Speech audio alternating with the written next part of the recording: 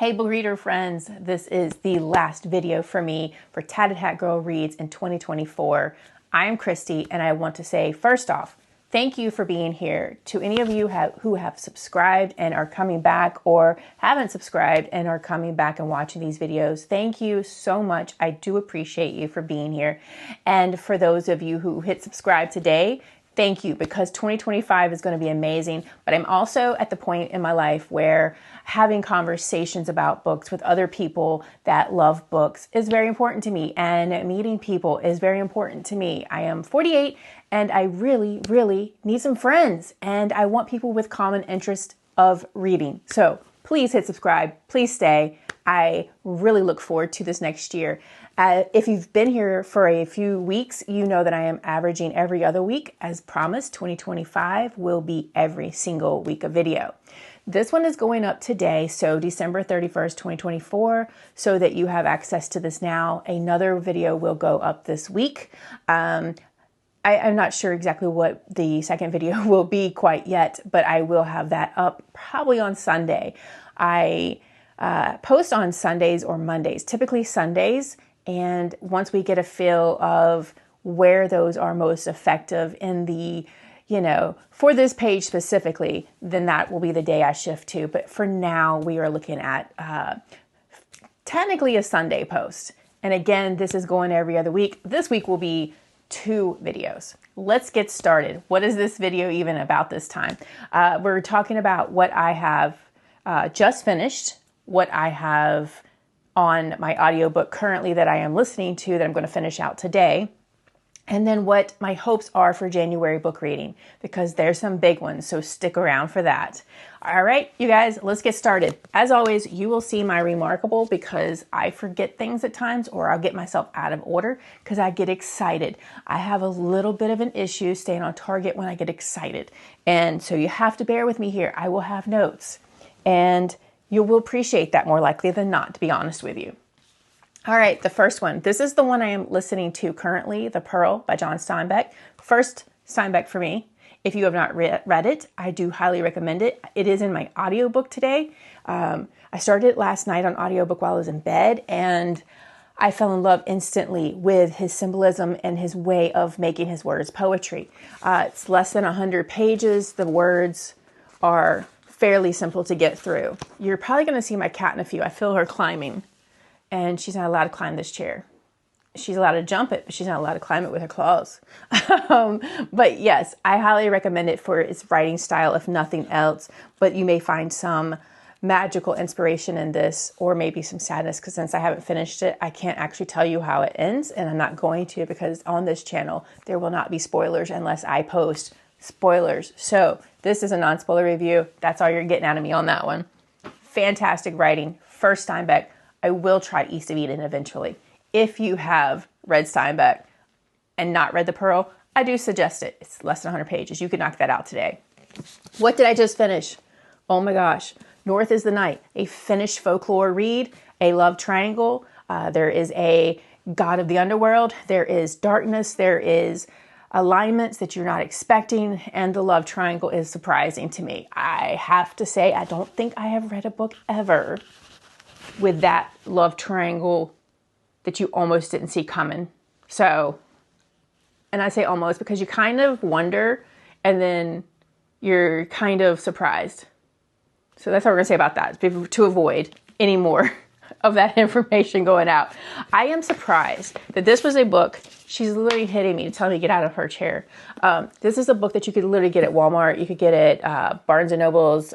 This was not like a fairy loot, for instance, cover. This was just absolutely gorgeous. The sprayed edges, the inside. I personally liked the jacket that it decided to display with, but there is even a reversible jacket. She's hitting me so hard. Betty, just jump over the rail. I'm blown away by the story. It was beautiful. I have not read a Finnish folklore story ever. I am turning out to be a little bit more romantic-y than I realized, and that happened in December specifically. I would say maybe November, but this time of year it happened, and I was kind of blown away. I am typically more fantasy, mystery, science fiction, historical fiction, suspense, horror. I love those reads. Romantasy is kind of new, and kind of new in the sense that I'm actually enjoying it. There has been romantasy I've read and I've just not enjoyed, but I have definitely had my share of good ones this year. What am I hopeful for January? What is on my TBR for January that I'm just hoping to do? Look, she did it. Yay. It wasn't that hard.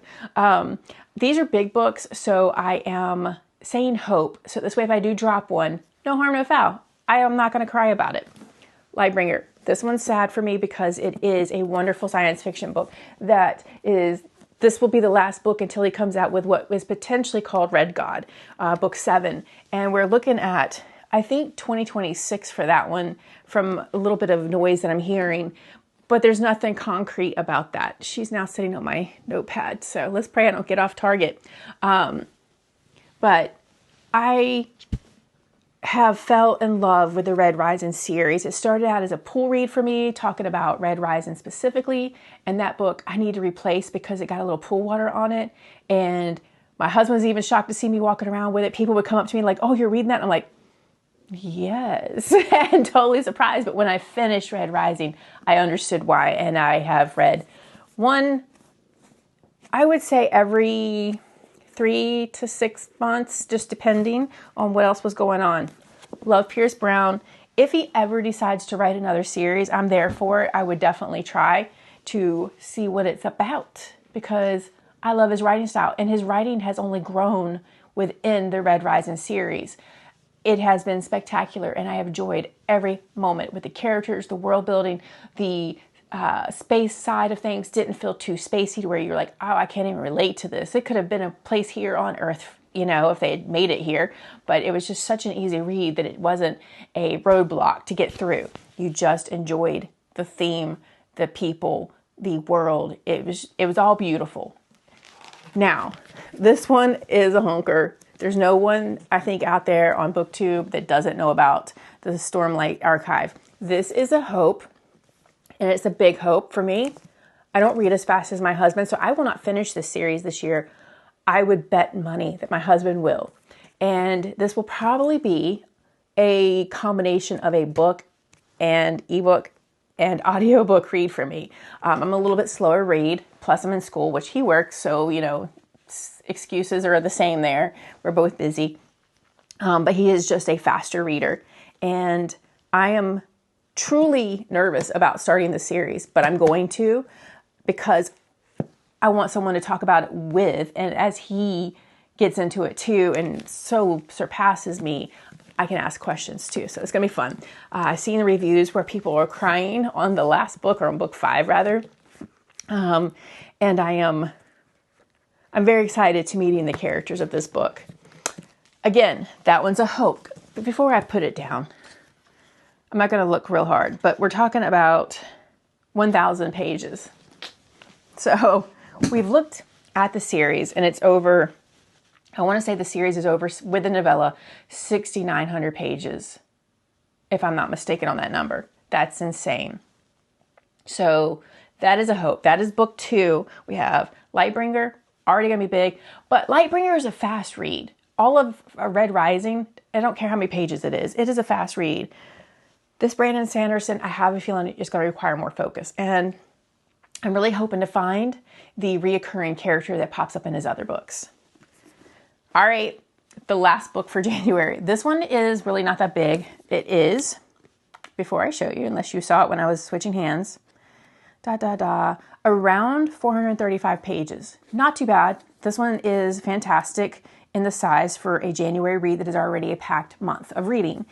This is my only job. So, well, with school too, I'm a full-time student at university. So this is my second job, I guess you could say, reading for fun and then posting videos. So therefore, I have nothing but time in the sense of reading. I have no excuse not to hit all 3 of these unless I really truly get stuck somewhere.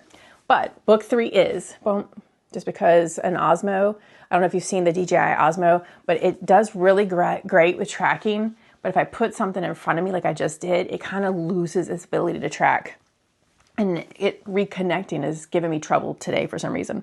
But it is my favorite recording camera for YouTube. Let's see.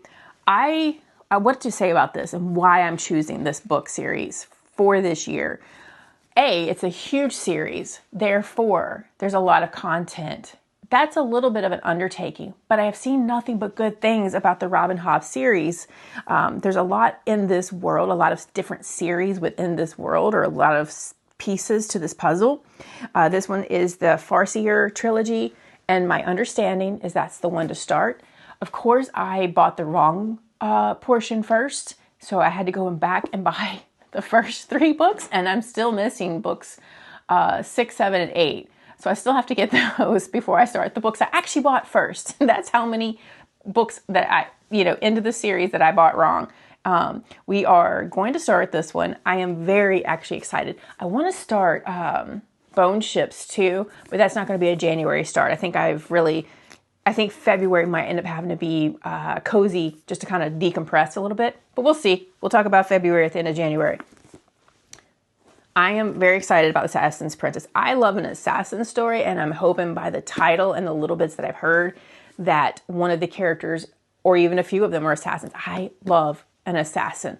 Holy moly, I don't know why. There's nothing maybe it's because there is nothing in my world that would relate to that, but I love it. And it feels like such a powerful concept. And George R.R. Martin gave it a review on book 1. Fantasy as it ought to be written. Rob and Hobb's books are diamonds in a sea of zircons. I'm excited. This series became highly recommended. And as we get into it, I'll be able to talk more about it. What else is going to go on for 2025 for Tatted Hat Girl Reads? Again, I'm Christy. I hope you are going to stick around and subscribe so that we can talk about books. I enjoy it. So therefore, as promised, 2025 will be weekly videos. 2024, it was every other week just to get me consistent because I was having a problem with staying consistent. Weekly or every other week now has been so simple that now doing every week will be easier. This week again will be 2 videos. You'll see that second one on Sunday, this one today on December 31st, just to end the year. I want to thank you all for being here. I really look forward to 2025. Please hit subscribe and like, and leave me a comment below. What is your January hopes for reading? Bye. I'll see you again soon.